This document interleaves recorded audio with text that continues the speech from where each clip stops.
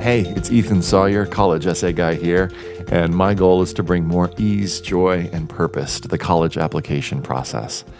Welcome to the podcast. This is where I interview some of the most brilliant minds in the college admissions world, try and break down and dissect what it is they do into actionable steps that you can take, or that you can help someone else take if you're helping someone else through this process. One of my goals with the podcast and with my work just in general is to find the resources out there that are the most efficient, most practical, most effective ways of doing things. Sometimes, though, when I Google something, I don't find the resource that I'm looking for. And that was the case with this. So I've found the absolute best person that I could find to co-create a resource. You'll see what I mean in just a minute about why she's the best person for this. In this episode, which is part 2 of 2, I speak with veteran counselor Dr. Eliza Gilbert about how counselors and teachers can best advocate for undocumented youth. I learned so much in this conversation. I learned how, even wonderful and caring teachers sometimes go wrong when it comes to undocumented students. How, sometimes it's not just about how much you care, it's also about how much you know. We do a primer on terms to use and not use when working with undocumented students, what the DREAM Act is, and why not all students, get this, why not all students love the term dreamers. We talk about why this is such a big deal right now in our culture in this political moment. What percentage of kids born right now are born to undocumented parents? The number might surprise you. Should students reveal their undocumented status in their personal statement? How teachers, mentors, counselors can really effectively help and advocate for undocumented youth. Be sure to also check out the resources that accompany this podcast. We've got some really good ones, including a one-page PDF called 15 Ways to Advocate for Undocumented Youth, a list of undocumented student resources with apps that students can download, films. There's a PowerPoint that Dr. Gilbert created for a presentation called Dreamers and the College Dream, helping undocumented students navigate the path to post-secondary education, a list of recommended readings. Dr. Gilbert and I also created a 2-part article. Part 1 is, should I come out as undocumented in my personal statement? And part 2 is, for students who do decide to reveal their status, how to come out as undocumented in your personal statement, which may be of interest if you're listening to this and you're wrestling with that question, or you're working with students who wrestle with that question.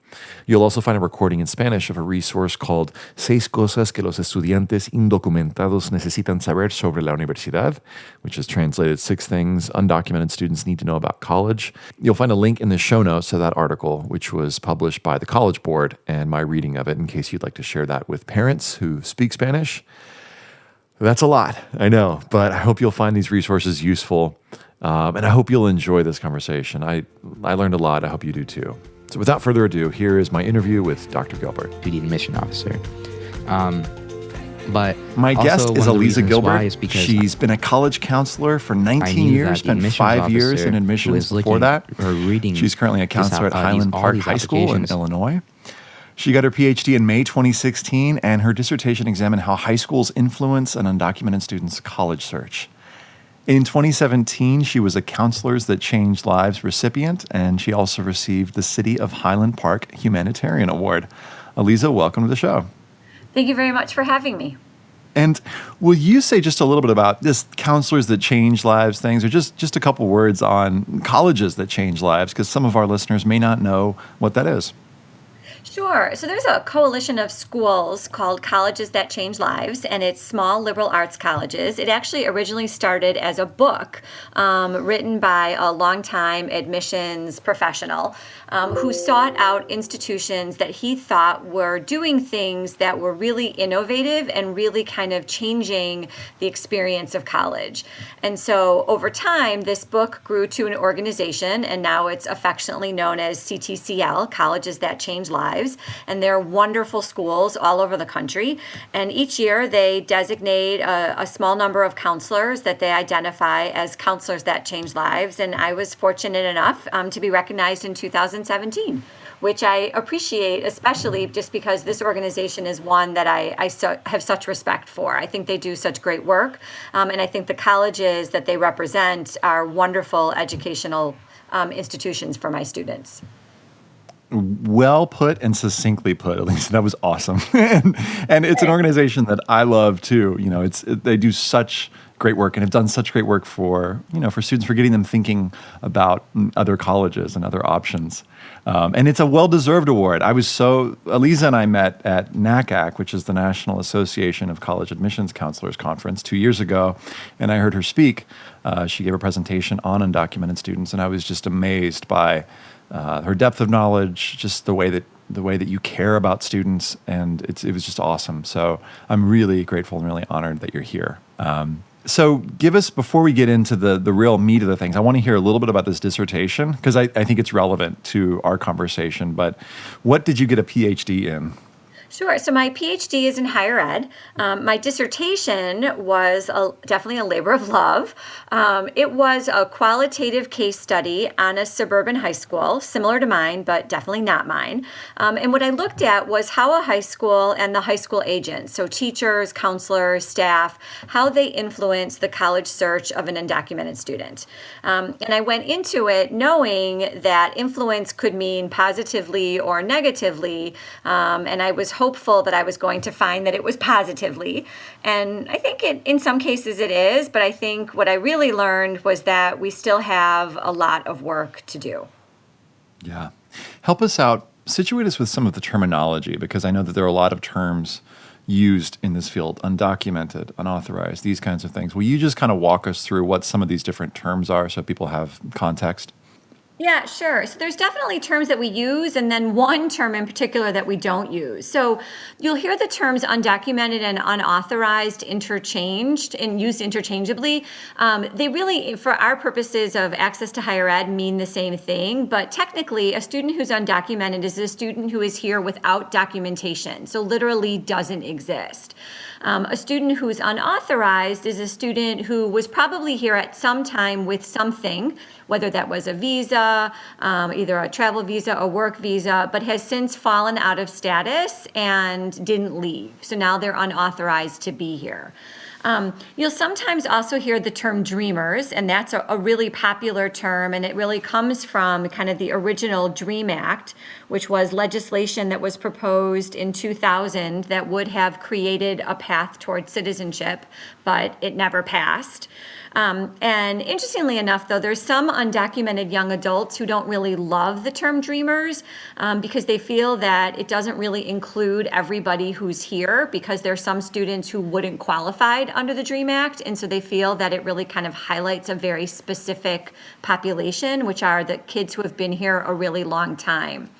And then we also hear the phrase documented, which is a take on undocumented, and that's for students who have received DACA status, which is Deferred Action for Childhood Arrivals, which was an executive memo that President Obama signed. That is a big topic of conversation right now. And then the term I think that we really try very hard to stay away from is the term illegals. It is dehumanizing. It is not a kind term. It's definitely a label. People are not illegal. And interestingly enough, I learned recently from a friend who's an immigration lawyer that actually the term illegal immigrant in immigration law actually doesn't exist. There's nothing that really talks about illegal immigrants. They're students who may be out of status, but nowhere in the law does it talk about an illegal immigrant, which is really interesting because it's a term that we all use often and we hear a lot, definitely in the media. Definitely. Yeah, you hear that in the news a bunch. It's one of those misconceptions that has just become a part of our culture in this sort of new, era where it's sort of like, well, what do we believe and what do we hear on the news? What are some other misconceptions that are out there? I think a lot of people don't necessarily understand who our undocumented students are. They run the gamut. We have students who have come recently who came with their parents. They may have come on like a travel visa, as I said earlier, or even for a work visa for their parent, or they may have come for their parent to go to school. And something happened. In some cases, it was a mistake by a lawyer that caused them to get out of status. And so that's a population that I think people don't necessarily realize, that not everybody intended to be here without status. In some cases, it just happened. Definitely, there are some young people who are here alone.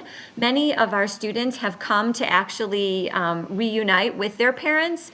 And that's also something that we're hearing about on the news right now, are identifications of students who are, or young children who are being picked up at the border, who are trying to reunite with parents. And really how that happened was that before the border got tighter, a lot of parents came and went. So they went back and forth to work. And when the border became tighter, many of them got stuck on this side. And so you had children living in other countries and parents living here. And so knowing that things were going to get tighter, there was this push to reunite families and to bring students here.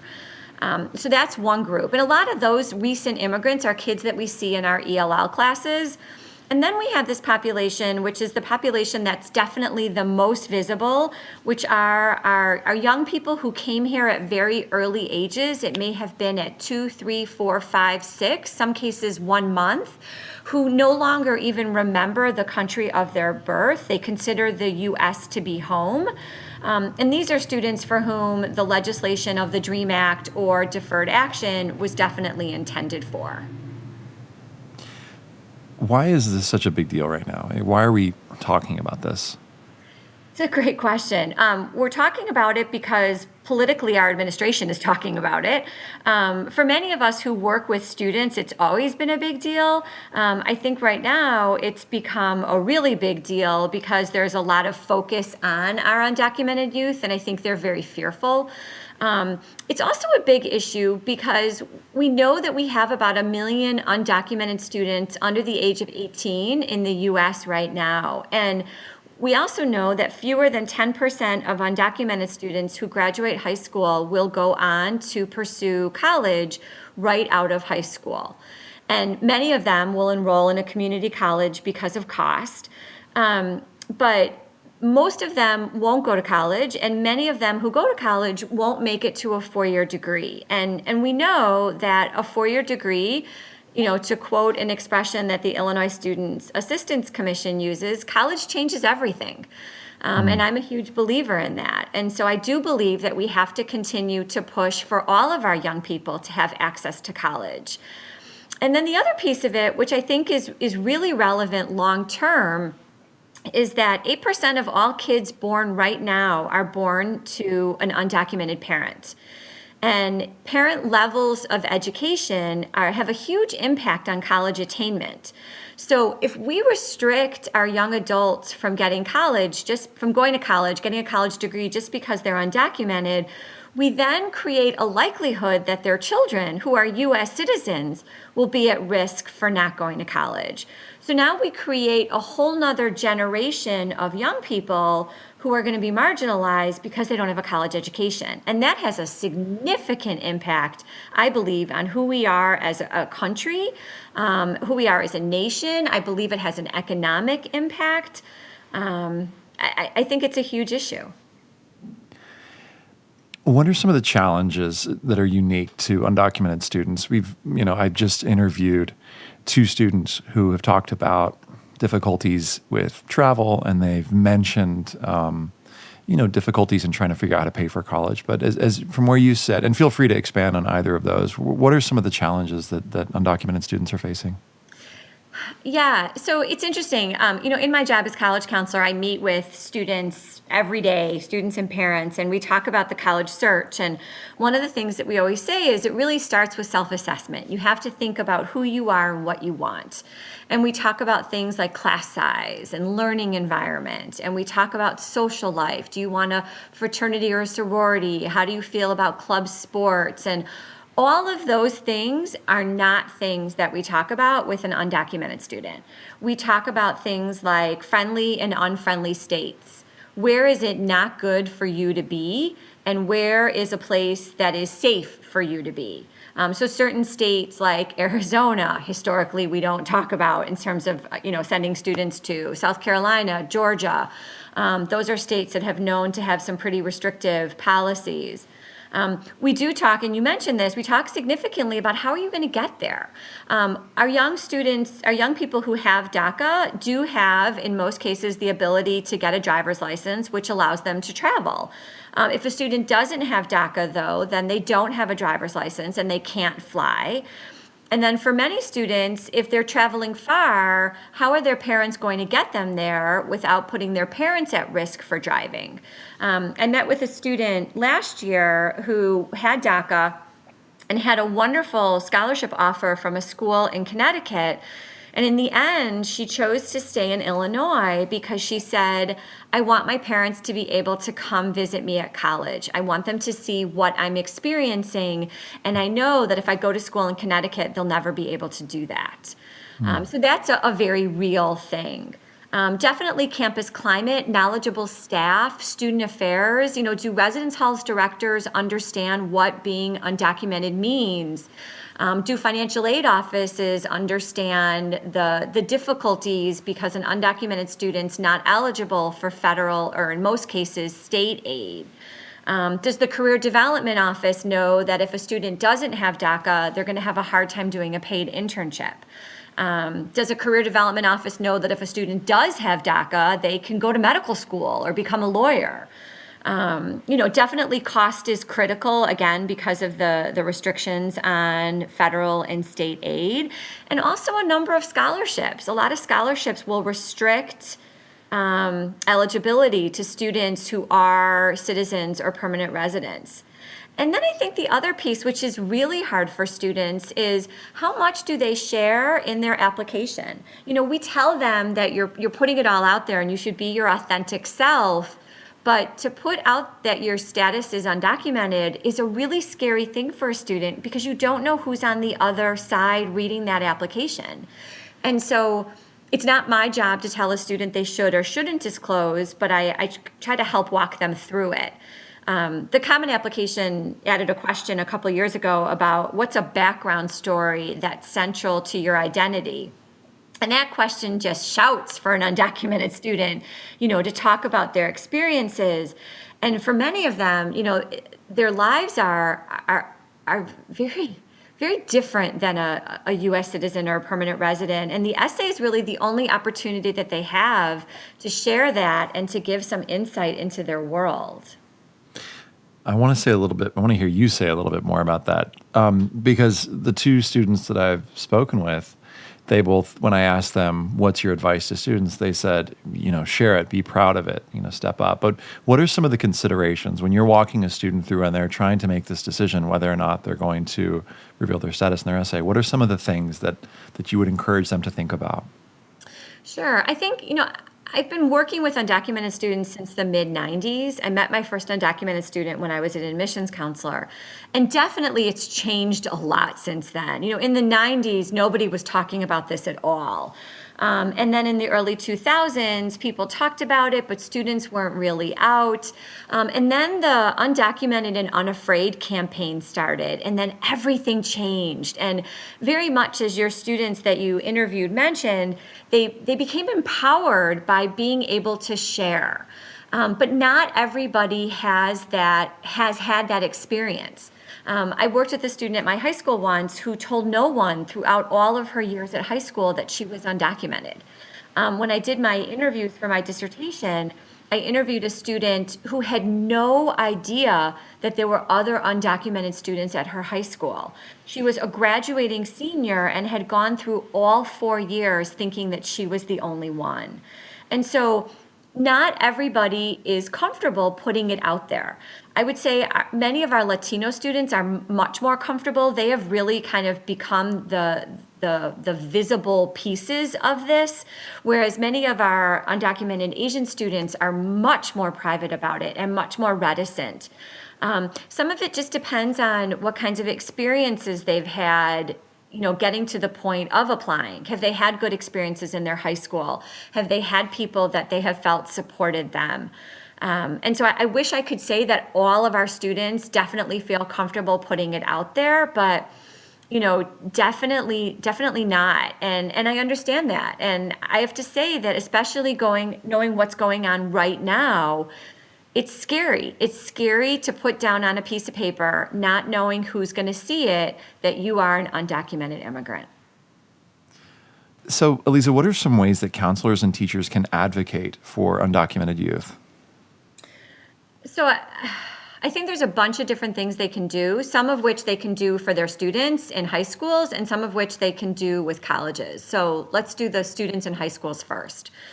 I think first and foremost, we need as counselors and as schools to normalize the conversation around undocumented students and college access. And we need to do that as early as freshman year. And what I mean by that is we need to put it out there in everything that we say and do. And so when we give presentations to our freshman advisories, we talk about financial aid. We talk about who can go to college. You don't have to necessarily have the best grades. We love students to do the best that they can do, but we're fortunate and we have all different ranges of colleges. And so one of the things that I really advocate for is having counselors talk about, if you have financial aid, if you're not if you are an undocumented immigrant, if you are the first in your family to go to college, and just put the language out there along with everything else so that the students who are undocumented, who maybe haven't told anybody, pick up on that phrase and know that there's someone in this building who knows that they exist and who definitely can give them access to good information.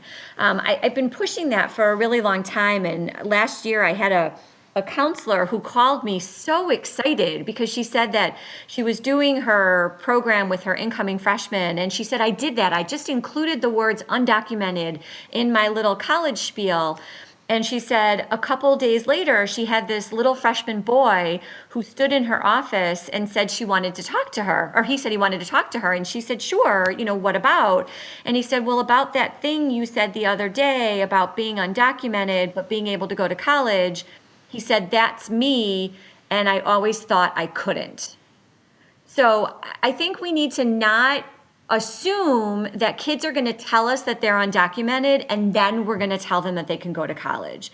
That might happen, but we know that students often don't self-disclose until they need something from us. So they're filling out an application that asks about citizenship and they don't know what to do, or they're applying to get their driver's license. That is a huge time when kids surface, when they're taking driver's ed through school and they run into roadblocks because of getting their permit and things like that. And that's often when students will share, and usually that's sophomore or junior year. And if we could get them to have access to that information earlier, that's critical. Because the earlier, the better. So I think normalizing the conversation, I think, is really important. I think the other thing that's really important is that we have to make sure that information and resources are accessible to all students, even if they don't self-disclose. I think we think that students are going to come and tell us that they're undocumented, and then we're going to tell them what their options are. And the truth is that many students won't, and many students don't self-disclose until they actually need something from a counselor. So they need help with an application, or they're struggling because they've hit a roadblock with getting their driver's permit. And so one of the things that I really encourage, and I learned a lot about this from interviewing students when I did my dissertation, is where do we have the information about undocumented students? So most of us have a college planning handbook that we give to families.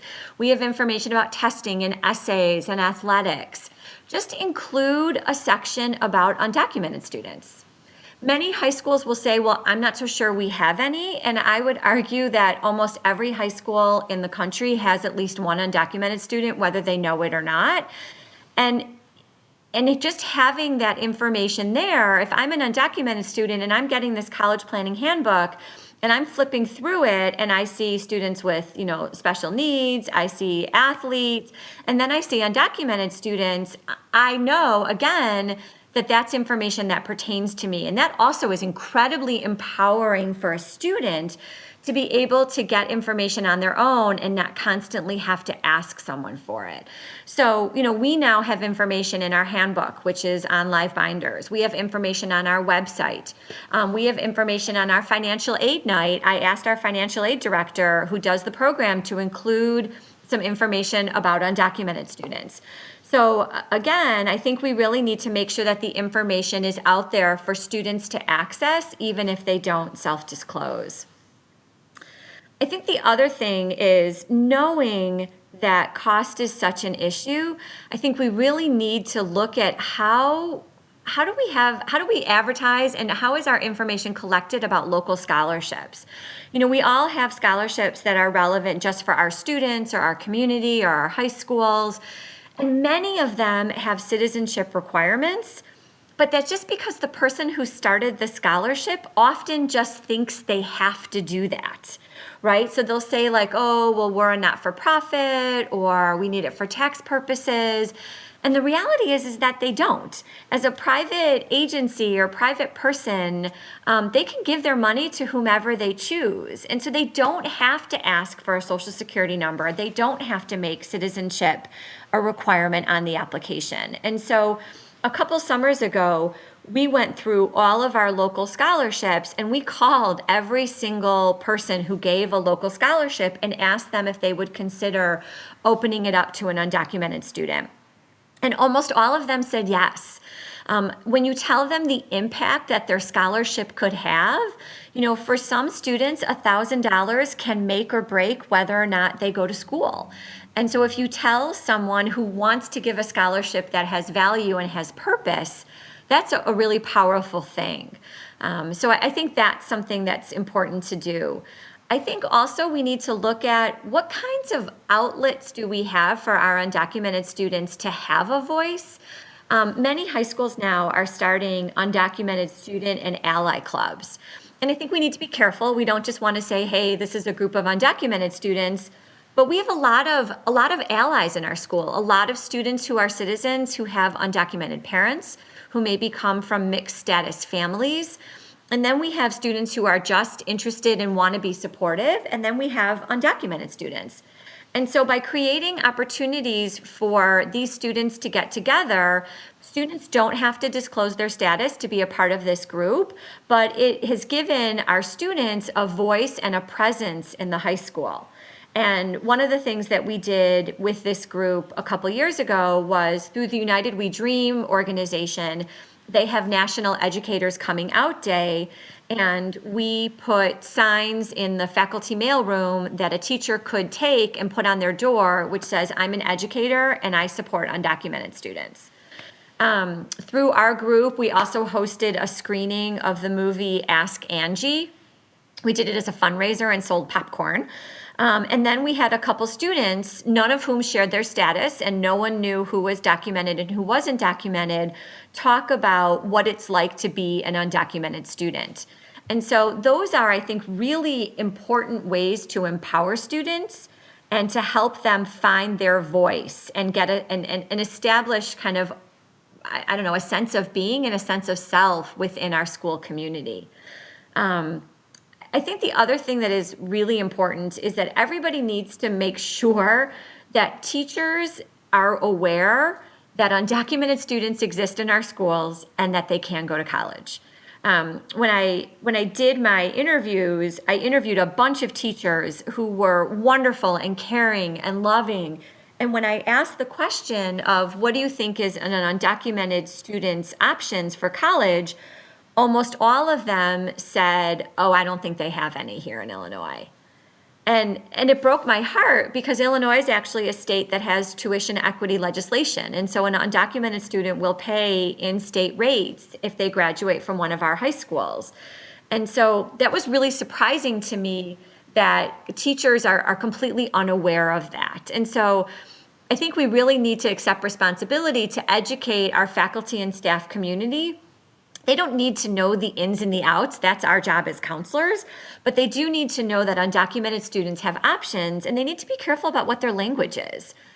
Because sometimes they say things without realizing who their audience is, and those words are felt by students.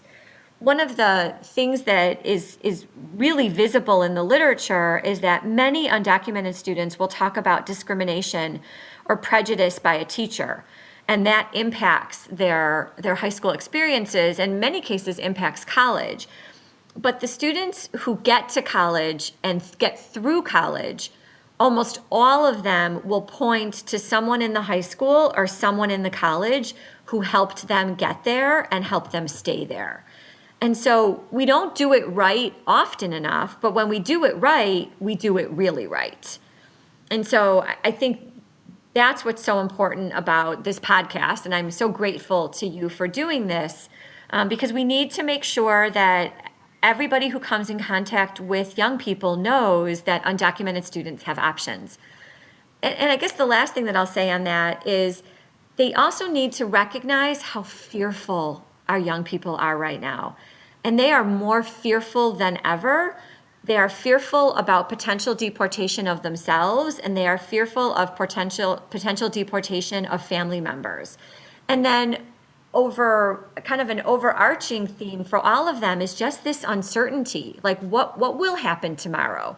Will I come home and not find my parents here? Will I be walking to the grocery store and get picked up? And so when we talk about college, it's kind of like Maslow's hierarchy of needs, right? If you're not sure that you're going to be here tomorrow, it's hard to really think about college. And we need to understand that, and we need to respect that. I would say, and some would disagree, while gently encouraging, pushing, supporting, and advocating college.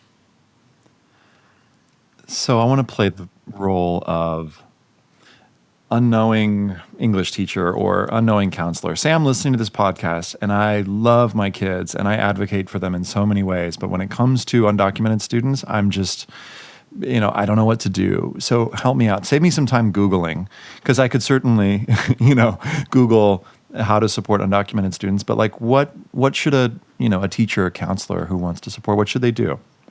So one of the things that will happen sometimes is teachers will ask students about college, like, oh, where are you going? Where are you applying? And some students haven't begun to think about it, and sometimes it's because of status. And some teachers will sometimes make assumptions. Like I had a teacher once say to a student, the student said she was going to our local community college, and the teacher said, well, you're so smart. Why would you go there? And the student was choosing to go to community college because she was undocumented and because it was financially her best option at that moment. And so I think the first thing I want teachers to know is to think about what they're saying before they say it. Because those comments, students really respect their teachers and they look up to their teachers. And when they hear a teacher say something like that, it makes them feel horrible because they think there's something wrong with their decision. So I think that's one. I think the other thing is, if teachers have students in their classes who they think aren't necessarily moving along, like for example, a student who they know is academically capable, but just isn't cutting the mustard, in some cases, that's because an undocumented student thinks they have no options. If you ask most of my high achieving students why they take 7 AP classes, they'll all tell you it's to go to college. None of them say it's the love of the learning. And so if you are an undocumented student and you think that college isn't an option, then what is the purpose of high school? And so instead of assuming that that student is lazy, or instead of assuming that that student doesn't care about college, I would reach out to a counselor and say, I have this student in my class. I think he or she is incredibly capable. He or she is not working up to potential, and I just want to put them on your radar.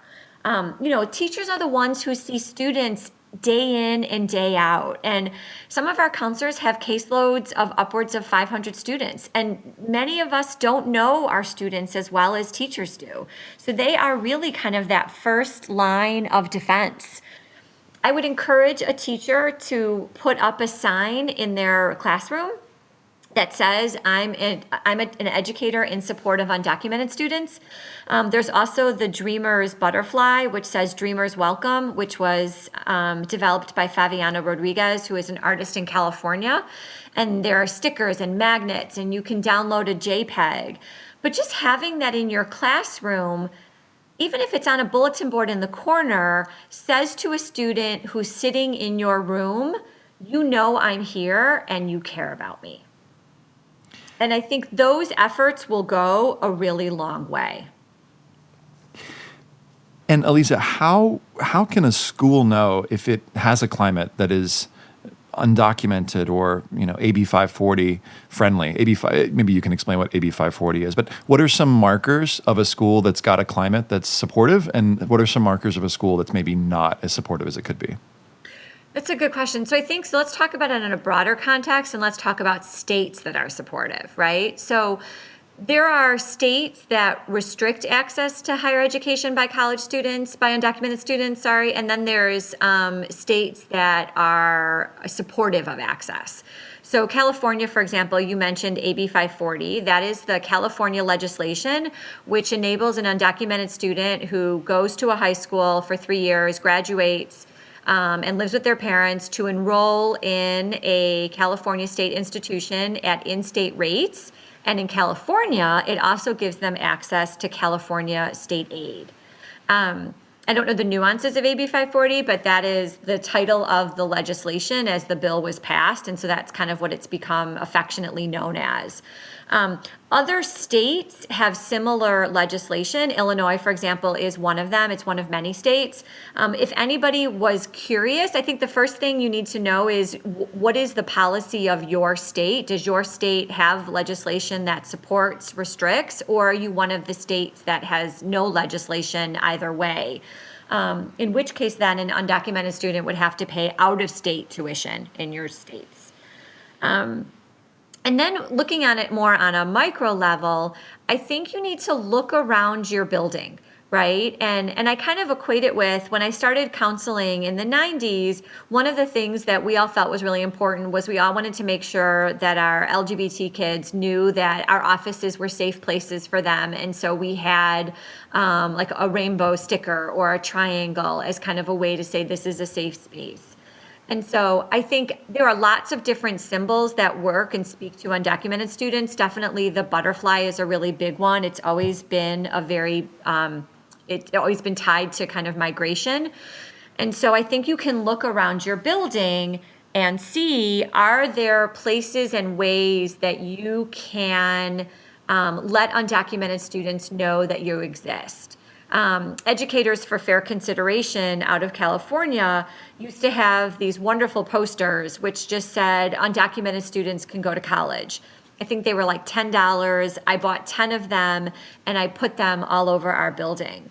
The USA Today a couple years ago actually had a really nice article about undocumented students and their path to college. And so I printed a bunch of color copies and I put them in different places.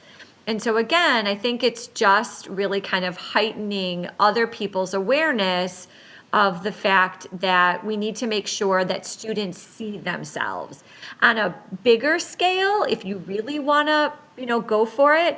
One of the things that we have done is we now have some of our English classes will incorporate literature that addresses undocumented students. So for example, one of our classes reads The Devil's Highway. And we know that for students to see themselves in the curriculum is incredibly important. And so adding books like that to your reading lists is incredibly powerful. I realize that in some cases that's a bigger issue than perhaps a counselor can tackle. But again, I think sometimes it's also just starting to have those conversations with people who you think might be good allies. When you spoke earlier about undocumented students sometimes feeling like their options were limited, I mean, this really resonates with the undocumented students I've worked with, as a charter school that I used to work with. Tell me, what advice would you give to undocumented students who are listening to this, going through this process? What would you tell them?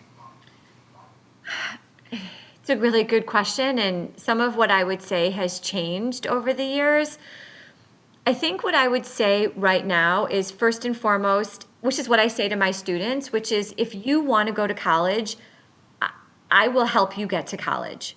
You will go to college. Do not lose faith. I think that the reality is that many undocumented students will start in community college because of cost, but I want all of my students to not default to community college without doing a good search. because for many students, a 4-year option is financially viable. Many schools that fund 100% of a student's need will fund undocumented students. Maybe not all of them, but some of them. Many of those colleges that change lives will fund undocumented students. And they need to know that a community college might be an option, but it's not the only option. And so what I say to my students is, our community college is a wonderful resource, and we know it's an academic and a financial safety. And so for right now, we're going to take it and we're going to put that option on a shelf, and we're going to do a 4-year search and see if we can find a school that works and is a good fit for you academically, socially, as well as financially.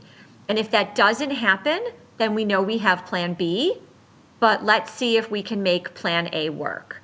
And everybody always asks me, like, where are the schools that fund? And the truth is that it varies by year and it varies by student. I have a school this year that has never funded any of my undocumented students. I think actually has never fully funded any undocumented students, and this year is funding 3. So it varies yearly. But I think we also have to help students. I also want students to realize that it's a 4-year investment. And so sometimes students, and this was actually an admissions colleague who kind of helped me think about this, but many scholarships that are open to freshmen are not open to transfer students. And so you need to look at what that 4-year cost is, not necessarily just what that first year cost is. Because there are some schools where that scholarship that you're being offered as a freshman isn't going to be offered as a transfer student. And so even if you go to community college for 2 years, your next 2 years might be significantly more expensive than they would have been if you had started at a 4-year school for all 4 years. So I think it's really looking at all of those options. So I want to segue into the show and tell portion because I have some sense, I think, of what you're going to show and tell. But this is just the part of the show where we each, share something, a resource or something that's been useful to us. So, Eliza, what have you brought for show and tell? So what have I brought for show and tell? So I have brought for show and tell a website.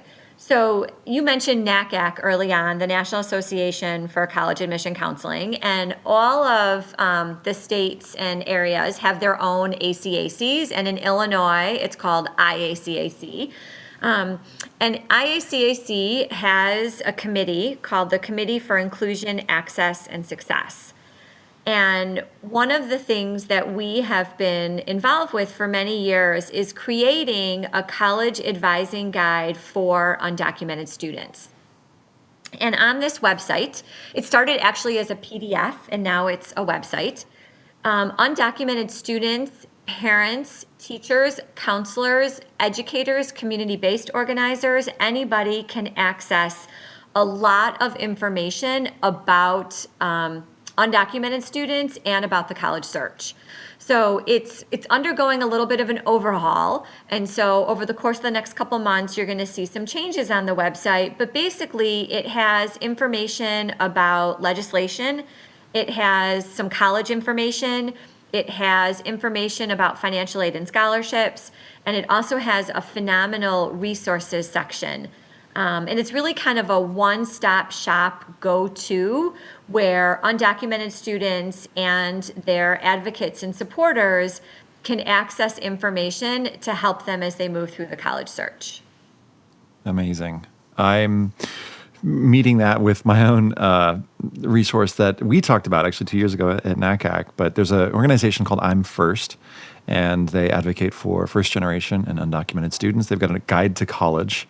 And by the way, I'll link to both of these in the show notes so you can check these out once you've on the website and on the College Essay Guy website. And you can even get a sneak peek inside. But what you'll find inside this guide is my favorite part of this is that there's just lists of schools that have resources for first-generation undocumented students. And it'll list what those resources are. In some cases, scholarship opportunities, particular programs they've got. There's also, for those of you who are interested, and this is jumping back a little bit of something that you said, sometimes students are interested in, which colleges will meet full need. And you can actually Google this, right? You can Google colleges that meet full need, meaning, they will pay for everything. But how does that apply to undocumented students, Eliza?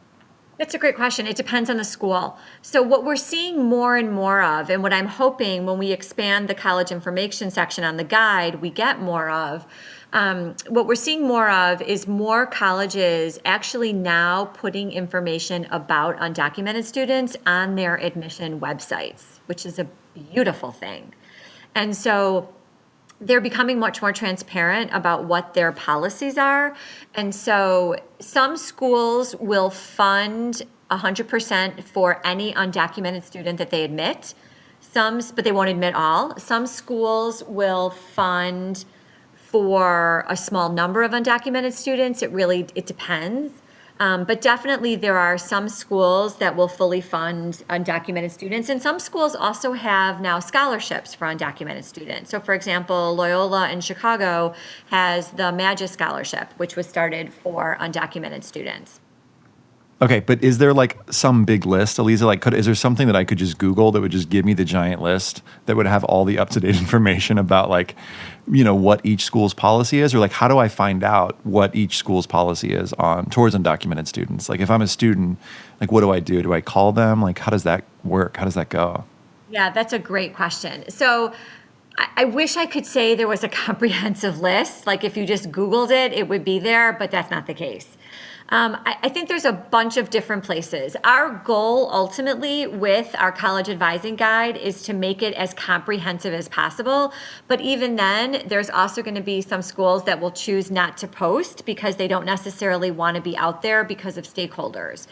So usually the best place for a student to start is to start with this list. I would say you can absolutely Google college undocumented students financial support. That's probably a great way. And then really and truly, most of the students will tell you that they code called. I have a good student of mine who, when he graduated college, really wanted to go to medical school. And this was before DACA.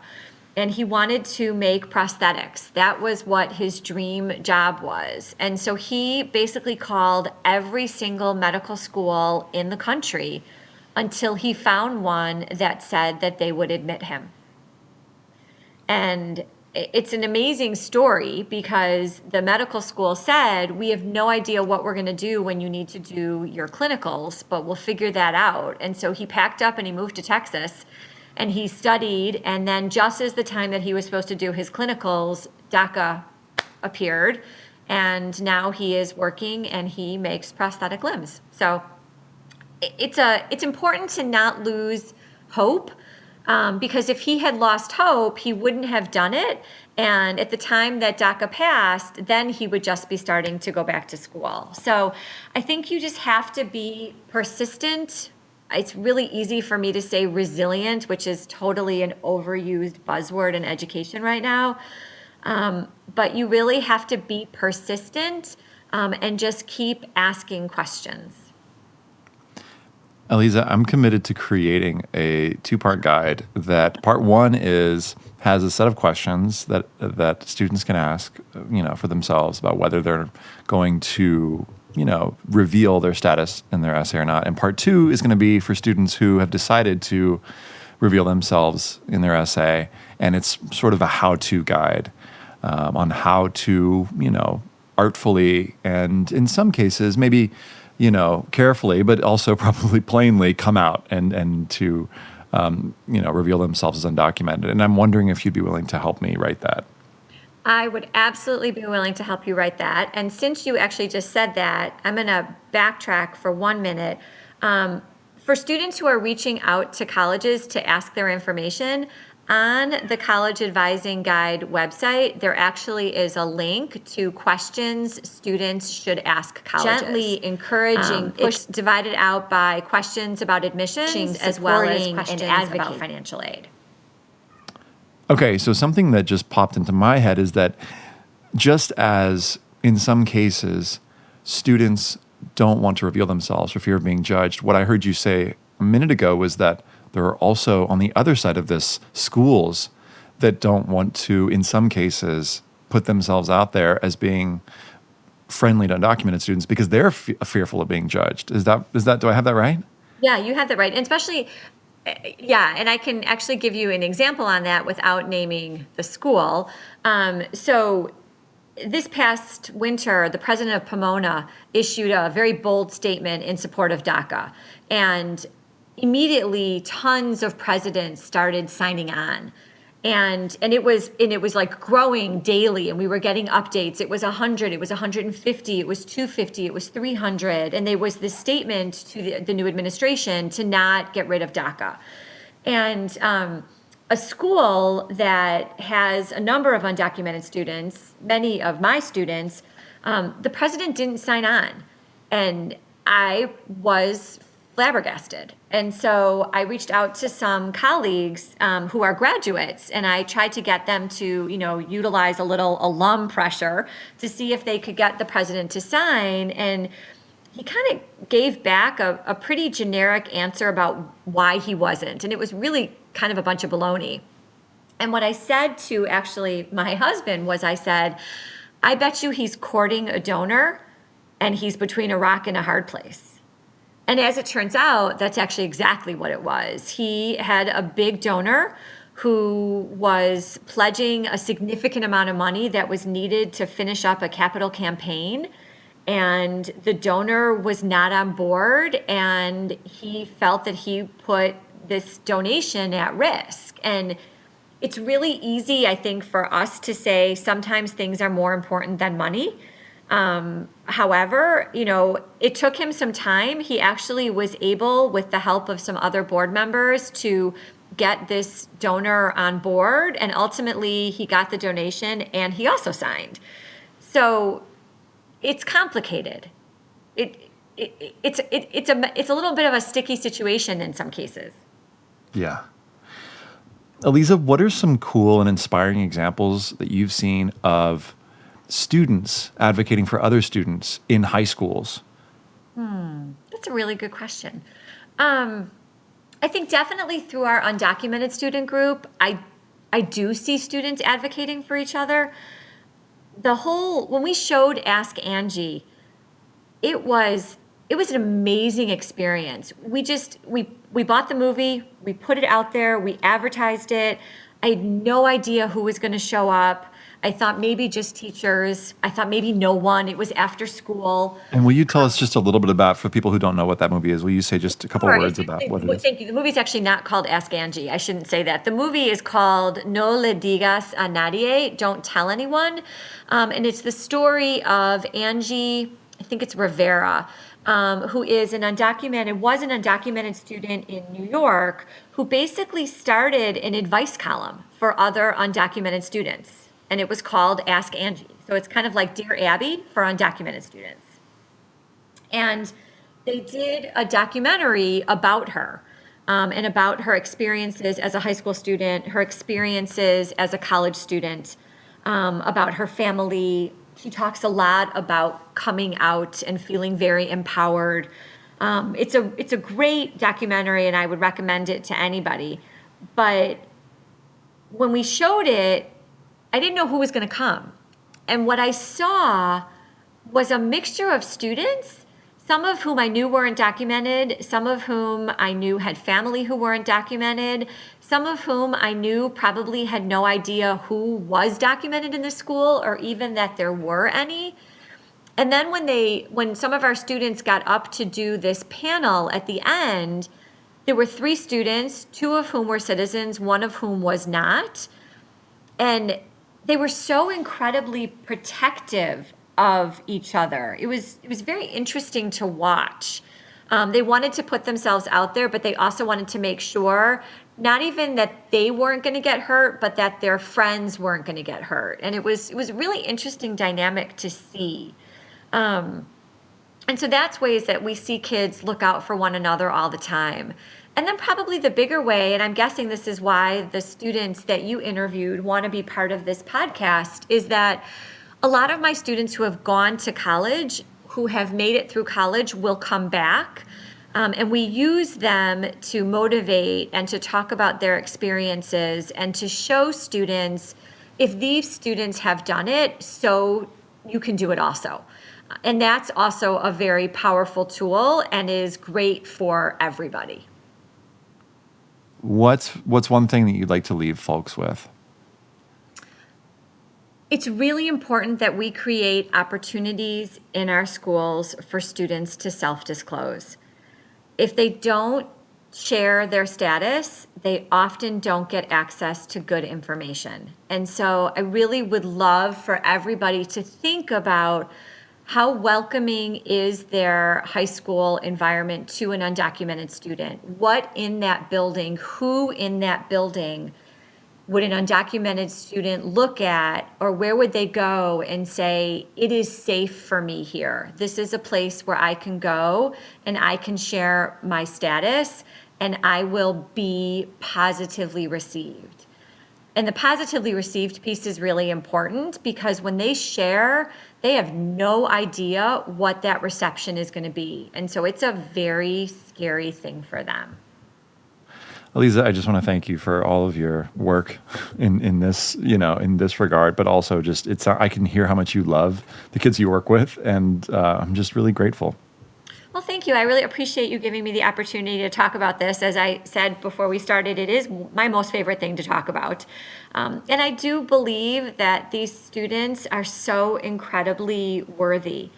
And what I will say to teachers and counselors is it just takes one student to touch your soul, and you will never look back, and you will be on this journey with me when you realize how amazing these students are. And this is not anything that I set out to do.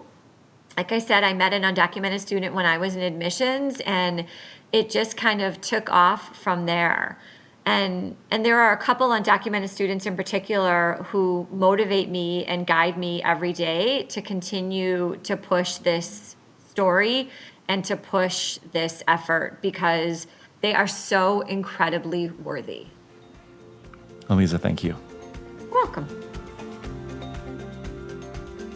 That's the episode. Thanks for listening. Please be sure to check out the resources in the show notes. There are many. If you've got a minute, I'd appreciate it if you left a review on iTunes. And if you've got feedback, I'd love to hear from you. Email me at info@collegeessayguy.com. As always, stay curious.